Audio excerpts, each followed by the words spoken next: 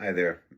Thanks for joining me again. I'm Carl Lewis. For those of you joining us, thanks for joining me. I trust you're doing well wherever you're joining us. Now, let's talk about non political prayer.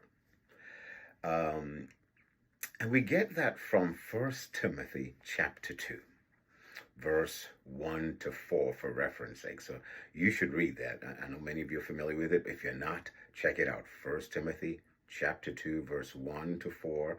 Um, Paul was speaking to his mentee, his protege, Timothy, who was an apostle over the church in Ephesus.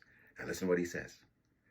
I beseech you that you pray, now, that the church prays, makes prayers, supplications, intercessions, giving of thanks. Then he tells you for who? For all men. He doesn't quite for the all men. He just says for all men or all people. Then he says, and for all that are in authority. That's governmental leaders. Now again, he did not say whether they're conservative, liberal, new Democrats. For our friends in the South, he didn't say if they are Democrat, Republican, or independent. He just said, pray for all that are in authority, that we may lead a quiet and peaceable life in all dignity and honesty. So that means we are to pray for those in authority, regardless of whether we agree with their politics or not. I think about this. Why? One translation says to pray that God will help them.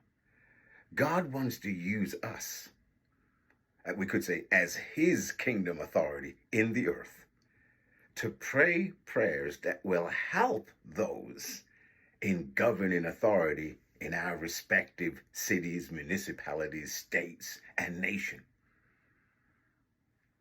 irrespective of their politics.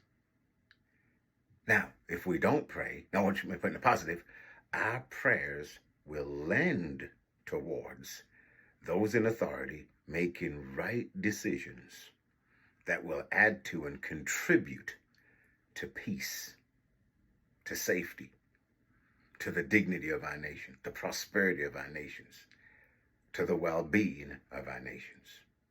I encourage you, pray for those in authority with a good heart, without your politics.